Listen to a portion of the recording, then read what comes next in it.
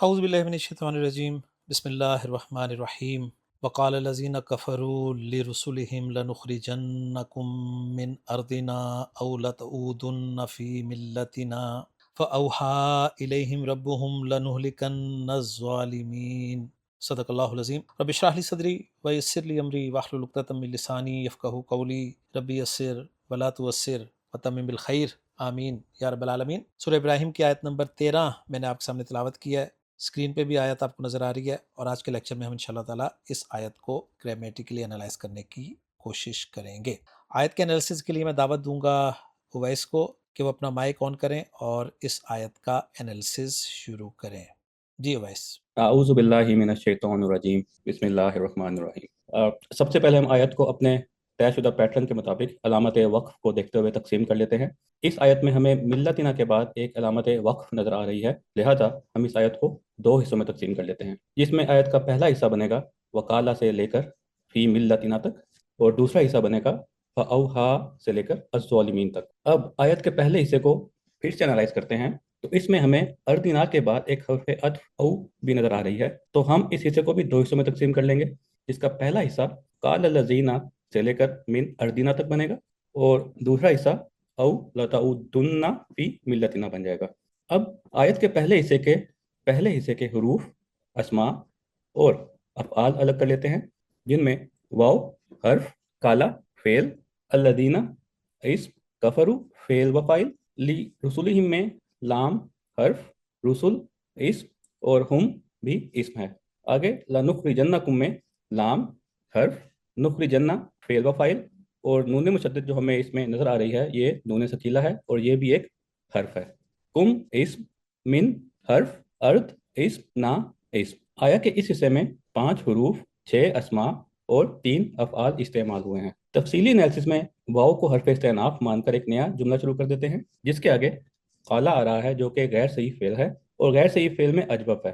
اس کے مادے پر ہم پہلے بھی کئی بار بات کر چکے ہیں، اس لیے یہاں ہم اس کو دوبارہ ڈسکس نہیں کریں گے۔ قالا فعل ماضی کا پہلا صیغہ ہے جس کے معنی ہے اس نے کہا۔ اس کا فاعل آگے آ بھی سکتا ہے اور نہیں بھی، اور اگر نہیں آئے گا تو وہ اس کے اندر ضمیر مرفوع مستتر ہوگا۔ اگر اس کا فاعل آگے آئے گا تو وہ ہمیشہ حالت رفع میں ہوگا، خواہ وہ ظاہراً مرفوع ہو یا پھر محلاً مرفوع۔ قالا کے بعد آگے الذین آ رہا ہے۔ الذین اس میں موصول ہے، جنس کے لحاظ سے مذکر، عدد کے لحاظ سے جمع، وسعت کے لحاظ سے معرفہ اور اعراب کے لحاظ سے مبنی ہے، اس لیے اس کا اعراب محلاً ہوگا۔ اب اس میں موصول آ گیا ہے تو اس کا صلہ تو لازماً آئے گا، اور صلہ کیا کچھ ہو سکتا ہے یہ بھی ہم بہت بار ڈسکس کر چکے ہیں کہ یا تو وہ جملہ ہوگا جس میں جملہ اسمیہ یا جملہ فعلیہ ہو سکتا ہے، یا پھر شبہ جملہ جس میں جار مجرور یا ظرف مضاف الیہ بن کر آ سکتا ہے۔ کفروا، یہاں الذین کا صلہ آ رہا ہے۔ کفروا فعل ماضی غائب کا صیغہ ہے، جس کا فاعل ضمیر مرفوع متصل بارز ہمیں واو کی شکل میں نظر آ رہا ہے، اور چونکہ صلہ موصول کا خود کوئی اعراب نہیں ہوتا، اس لیے کفروا کو لا محل لہ من الاعراب کہیں گے۔ اس کے مادے پر بھی ہم پہلے کئی بار بات کر چکے ہیں، اور کفروا میں چونکہ جمع کی ضمیر استعمال ہوئی ہے، اس لیے اس کا مطلب ہوگا ان سب نے کفر کیا یا ان سب نے ناشکری کی۔ اب الذین اس میں موصول اپنے صلہ کفروا کے ساتھ مل کر قالا کا فاعل بن جائے گا، اور الذین کا اعراب محلاً مرفوع ہوگا، یعنی کہ ان لوگوں نے جنہوں نے کفر کیا کہا۔ آگے لرسولہم میں لام حرف جر ہے، جس کے آگے ایک اسم آئے گا اور وہ رسول ہے۔ رسول جنس کے لحاظ سے مذکر، عدد کے لحاظ سے جمع اور اس میں جمع مکسر ہے، وسعت کے لحاظ سے معرفہ اور اعراب کے لحاظ سے مجرور ہے، جو کسرہ یا زیر کے ساتھ ظاہر ہو رہی ہے، کیونکہ جمع مکسر کے اعراب حرکات ہی کے ذریعے ظاہر ہوتے ہیں۔ رسول مجرور ہونے کے ساتھ ساتھ اپنے سے آگے آنے والے ضمیر کے لیے مضاف بھی ہے، کیونکہ اسم اور ضمیر کا کمبینیشن ہمیشہ مرکب اضافی ہی بنتا ہے، جس میں ہم ضمیر مجرور متصل ہے کیونکہ یہ مضاف الیہ ہے۔ پھر مضاف اپنے مضاف الیہ کے ساتھ مل کر لام حرف جر کی وجہ سے مجرور ہو گیا، اور لام حرف جر اپنے مجرور کے ساتھ مل کر مرکب جاری بن گیا، جس کو ہم قالا فعل کے متعلق کر دیں گے، کیونکہ ہمیں علم ہے کہ قالا جب بھی آتا ہے تو عموماً جس سے بات کی جاتی ہے اس پر لام کی پریپوزیشن ہی استعمال ہوتی ہے، یعنی کہ یہاں تک کہ جملے کا مطلب بن جائے گا اور ان لوگوں نے جنہوں نے کفر کیا اپنے رسولوں سے کہا، اور جو بات کہی جاتی ہے اس کو مقول القول کہا جاتا ہے، اور یہی قالا کا مفعول بھی ہوتی ہے، اس لیے محلاً منصوب ہوتی ہے، اور وہ مقول القول لنخرجنکم من ارضنا ہے۔ اب لنخرجنکم کو انالائز کریں تو اصلاً یہ فعل مضارع نخرجو ہے، فعل کے آخر میں نون مشدد آنے کی وجہ سے یہ نخرجنہ بن گیا، جو فعل مضارع کے آخر میں تاکید کے لیے لایا جاتا ہے، اور اسے نون تاکید کہتے ہیں۔ مزید تاکید کے لیے اس کے شروع میں لام بھی داخل ہوئی ہے، اور جب بھی فعل مضارع کے ساتھ لام اور نون مشدد دونوں جمع ہو جائیں تو یہ کسی محذوف قسم کا جواب ہوتا ہے، اس لیے یہاں اس لام کو لام تاکید نہیں بلکہ لام جواب قسم کہیں گے، اور یہی بات ہم آیہ نمبر 12 کے انالیسس میں بھی کر چکے ہیں۔ اب اس فعل نخرج پر بات کرتے ہیں۔ یہ فعل مضارع جمع متکلم کا صیغہ ہے جس کا فاعل ضمیر مرفوع مستتر ہے۔ علامت مضارع ہٹا دیں تو پیچھے ہمیں خا، را اور جیم روٹ لیٹرز ملتے ہیں، اور اگر ہم اس فعل کی کنسٹرکشن پر غور کریں تو یہ یفعلو کے پیٹرن پر نخرج بن رہا ہے، اور یہ پیٹرن باب افعال میں آتا ہے۔ تو اس مادے کو باب افعال میں ڈالنے کے بعد یہ بنے گا اخرجا یخرجو، جس کا مصدر ہوگا اخراجا، اس کا مطلب ہے باہر نکالنا، اور پھر لنخرجن کا مطلب ہوا ہم ضرور بضرور نکال دیں گے۔ آگے فعل کے ساتھ اٹیچ ضمیر کم آ رہی ہے، اور جیسا کہ آپ سب کو معلوم ہے کہ فعل کے ساتھ جب بھی اٹیچ ضمیر آتی ہے تو یہ ضمیر منصوب ہی کی جگہ ہوتی ہے، اس لیے اس ضمیر کو ہم ضمیر منصوب متصل کہیں گے۔ اور اب اس پورے فعل، فاعل اور مفعول کا مطلب ہوا ہم ضرور بضرور تمہیں نکال دیں گے، اور کیونکہ یہ جواب قسم ہے تو اس کا اعراب بھی لا محل لہ من الاعراب ہوگا۔ آگے من حرف جر آ رہا ہے جس کے بعد ہمیشہ اسم ہی آتا ہے، اور وہ اسم ہمیں اردی کی شکل میں نظر آ رہا ہے جس کا مطلب زمین ہوتا ہے، اور ہم لوگ اردو میں بھی اسے استعمال کرتے ہیں۔ اردی کو انالائز کریں تو جنس کے لحاظ سے یہ سماعی مونس ہے، عدد کے لحاظ سے واحد ہے، وسعت کے لحاظ سے معرفہ ہے کیونکہ یہ ضمیر کی طرف مضاف ہے، اور اعراب کے لحاظ سے مجرور ہے کیونکہ یہ حرف جر کے بعد آ رہی ہے، اور اس کی علامت جر کسرہ ظاہرہ یا زیر کے ساتھ ہمیں واضح طور پر نظر آ رہی ہے۔ اردی مجرور ہونے کے ساتھ ساتھ مضاف بھی ہے کیونکہ اس کے ساتھ مضاف الیہ ایک ضمیر کی شکل میں اٹیچڈ ہے، اور اس ضمیر کو اس کی جگہ کے اعتبار سے ہم ضمیر مجرور متصل کہیں گے، اور من اردیہ کا لفظی ترجمہ بنے گا ہماری زمین سے۔ پھر مضاف اپنے مضاف الیہ کے ساتھ مل کر من کی وجہ سے مجرور ہو جائے گا، اور من حرف جر اپنے مجرور کے ساتھ مل کر مرکب جاری بنتے ہوئے لنخرجن فعل کے متعلق ہو جائے گا۔ اب آیت کے اس حصے کو کنیکٹ کر کے اس کا لفظی ترجمہ کر لیتے ہیں۔ تو کالا اپنے فعل، فاعل، متعلق اور مفعول بھی، جسے ہم مقول القول بھی کہتے ہیں، کے ساتھ مل کر جملہ فعلیہ بن جائے گا، اور اس کا لفظی ترجمہ کچھ یوں ہوگا، اور ان لوگوں نے جنہوں نے کفر کیا اپنے رسولوں سے کہا ہم ضرور بضرور تمہیں اپنی زمین سے نکال دیں گے۔ اب ہم آیت کے پہلے حصے کے دوسرے حصے کی طرف چلتے ہیں اور اسے حروف، اسماء اور افعال کی بنیاد پر تقسیم کر لیتے ہیں۔ او حرف، لتعودن جس میں لام حرف ہے، تعودن فعل و فاعل، اور نون نون ثقیلہ جسے ہم نون تاکید بھی کہتے ہیں، اور یہ بھی ایک حرف ہے، یہ بات ہم پہلے بھی کر چکے ہیں۔ فی حرف، ملت نام ملت اسم، اور نا وہ بھی اسم ہے۔ آیا کہ اس حصے میں 4 حروف، 2 اسماء اور ایک فعل استعمال ہوا ہے۔ تفصیلی انالیسس میں او یہاں حرف عطف ہے جس کے بعد لتعودن فعل ہے جس میں لام قسم اور نون ثقیلہ کے بارے میں ہم تفصیلی بات کر چکے ہیں، اس لیے اب ہم اس فعل اور اس کے مادے کو ڈسکس کر لیتے ہیں۔ لتعودن کی اصل تعودون تھی، اس کا مادہ عین، واو اور دال ہے جو غیر صحیح فعل کی قسم اجوف واوی میں سے ہے، اور ڈکشنری میں دیکھنے سے ہمیں یہ علم ہوا کہ یہ مادہ باب نون سے آتا ہے جس میں ڈالنے کے بعد یہ بنے گا ابدا یا ودو اصلی، اور چینجز کے بعد آدھا یا اودو جس کا مصدر بنے گا اودن۔ اس کا مطلب ہے کوئی کام شروع کرنے کے بعد اس کی ابتدا کی طرف واپس ہونا، اور اس بنیادی مفہوم کے ساتھ متعدد معانی میں آتا ہے، جیسا کہ کوئی کام دوبارہ یا پھر سے کرنا، کسی کی طرف واپس ہونا، یا پھر پہلی حالت پر لوٹنا یا پھر سے ہو جانا۔ پھر یعودو سے تعودو، اور اس سے تعودانی اور تعودونا بنے گا جو جمع مذکر حاضر کا صیغہ ہے۔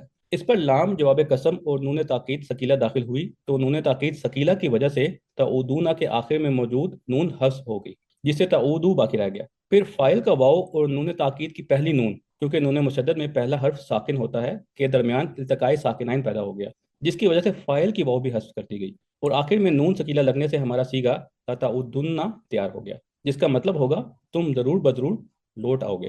آگے فی حرف جر آ رہا ہے جس کے بعد اسم ہی آتا ہے جو ہمیں ملت کی شکل میں نظر آ رہا ہے۔ ملت کو انالائز کریں تو جنس کے لحاظ سے یہ مونس ہے، عدد کے لحاظ سے واحد ہے، وسعت کے لحاظ سے معرفہ ہے کیونکہ یہ ضمیر کی طرف مضاف ہے، اور اعراب کے لحاظ سے مجرور ہے کیونکہ یہ حرف جر فی کے بعد آ رہی ہے، اور اس کی علامت جر کسرہ ظاہرہ یعنی زیر سے شو بھی ہو رہی ہے۔ ملت ایک اسم ذات ہے جس کا مطلب ہے لاحق ہونے والی چیز۔ اس بنیادی مفہوم کے ساتھ مجموعہ عقائد کے لیے آتا ہے، یعنی کہ مذہب، رسم، عقائد، یا پھر کسی مجموعہ عقائد پر کاربند افراد کا گروہ یا ملت۔ تو اس حساب سے فی ملتنا کا مطلب ہوا ہمارے مذہب میں۔ پھر مضاف اپنے مضاف علیہ کے ساتھ مل کر فی حرف جر کی وجہ سے مجرور ہو گیا، اور فی حرف جر اپنے مجرور کے ساتھ مل کر مرکب جاری بنتے ہوئے لا تعودن فعل کے متعلق ہو گیا۔ اب ہم آیا کے اس حصے کو بھی کنیکٹ کر کے اس کا لفظی ترجمہ کر لیتے ہیں، جس میں لا تعودن اپنے فعل اور فاعل جو کہ واو محذوفہ ہے اور اپنے متعلق فی ملتنا کے ساتھ مل کر جملہ فعلیہ بن گیا، اور اس جملہ فعلیہ کو ہم پچھلے جملے لنخرجنکم پر عطف کر دیں گے، جس کی وجہ سے اس کا اعراب بھی لا محل لہ من الاعراب ہوگا۔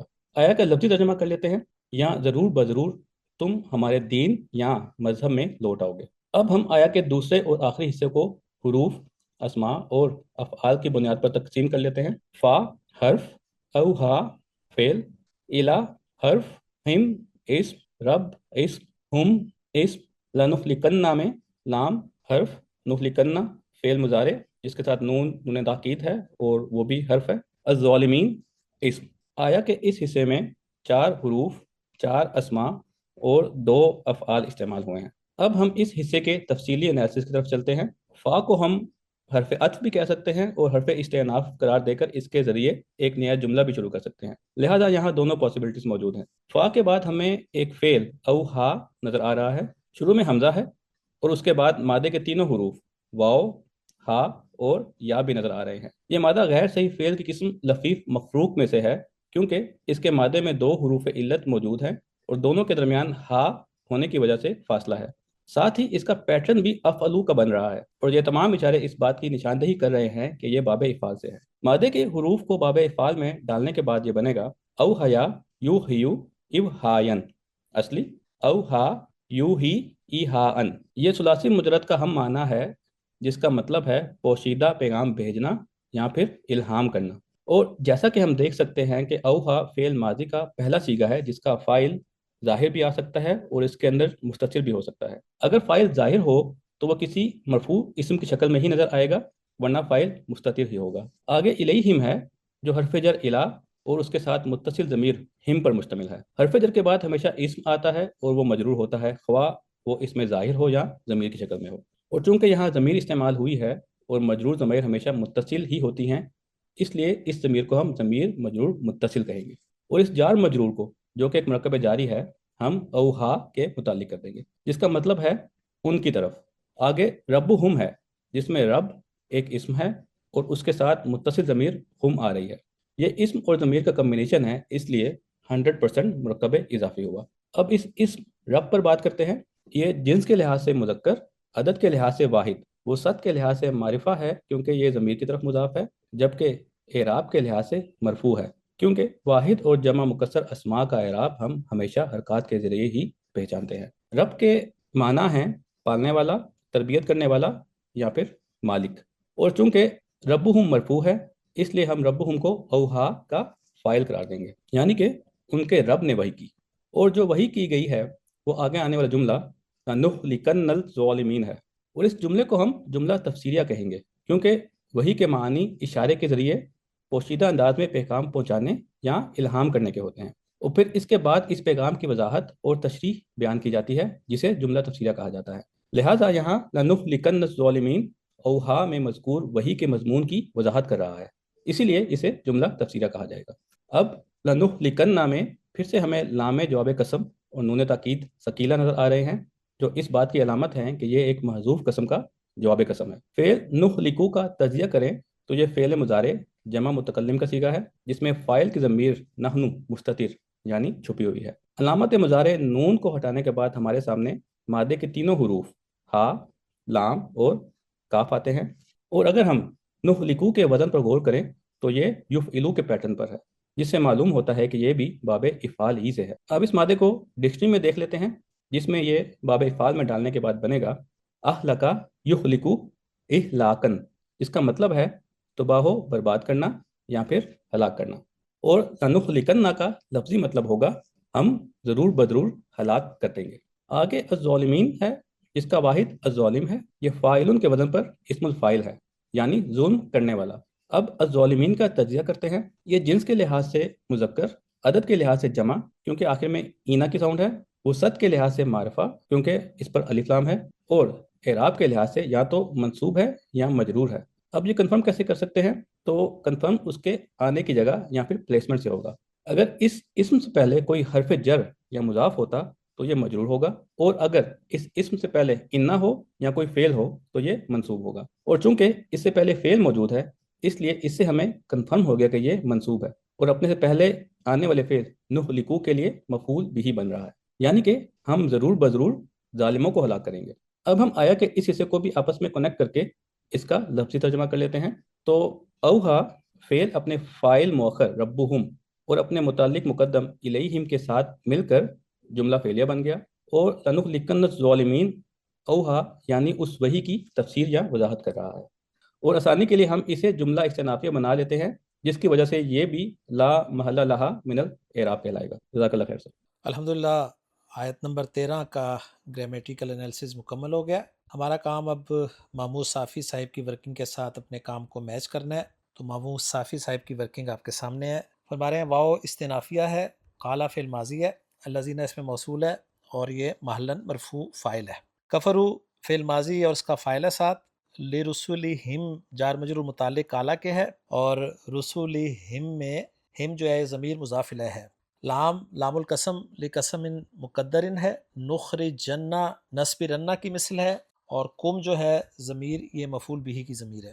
من اردنا یہ جار مجرور متعلق ہے نخرجنہ کے، اور نا جو ہے اس میں ضمیر وہ مضاف الیہ ہے۔ او حرف عطف ہے، لتعودن لام القسم اور ساتھ مضارع ہے، اور واو کو کہہ رہے ہیں کہ محذوف ہے، جیسے اویس نے بتایا تھا کہ فاعل کی ضمیر واو جو ہے یہاں پر محذوف ہے۔ اس کے بعد نون تاکید کے لیے، فی ملتنا اردنا کی مثل ہے اور متعلق ہو جائے گا تعودنا کے۔ فا عاطفہ ہے، اوہا فی الماضی ہے، الہ حرف جر ہے، اور ہم ضمیر اور یہ جار مجرور متعلق ہو جائے گا اوہا کے۔ ربہم فاعل ہے اس لیے مرفوع ہے، ہم مضاف الیہ کی ضمیر ہے، اور لنہلکنا لنخرجنہ کی مثل ہے، الظالمین مفعول بھی ہے اس لیے منصوب ہے۔ جملوں کا اعراب دیکھ لیتے ہیں۔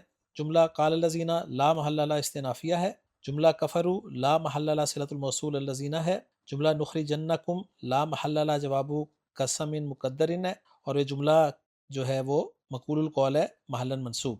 جملہ تعودن لا محل لہ معطوف علی جملہ جواب القسم ہے، اور جملہ اوہا والا لا محل لہ معطوف علی جملہ الاستئناف ہے، اور جملہ نہلکنا لا محل لہا جواب قسم مقدر۔ تو الحمدللہ جی آیت کی ورکنگ ہماری میچ کر گئی ہے محمود صافی صاحب کی ورکنگ کے ساتھ، اور اب ہم دیکھتے ہیں جی اس آیت کا ترجمہ۔ عبدالسلام صاحب فرما رہے ہیں وقال الذین کفروا لرسلہم، اور ان لوگوں نے جنہوں نے کفر کیا اپنے رسولوں سے کہا لنخرجنکم من ارضنا، ہم ہر صورت تمہیں اپنی زمین سے نکال دیں گے، او لتعودن فی ملتنا، یا لازماً تم ہماری ملت میں واپس آؤ گے۔ فاوحا الیہم ربہم، تو ان کے رب نے ان کی طرف وحی کی، لنہلکن الظالمین، یقیناً ہم ان ظالموں کو ضرور ہلاک کریں گے۔ تو الحمدللہ جی آیت نمبر 13 ہمارے آج کے لیکچر میں گرامیٹیکلی انالائز ہو گئی ہے۔ انشاءاللہ تعالیٰ اگلے لیکچر میں سورہ ابراہیم کی اگلی آیت کے ساتھ آپ سے ملاقات ہوگی۔ اجازت دیجیے۔ سبحانک اللہم و بحمدک، اشہد ان لا الہ الا انت، استغفرک و اتوب الیک۔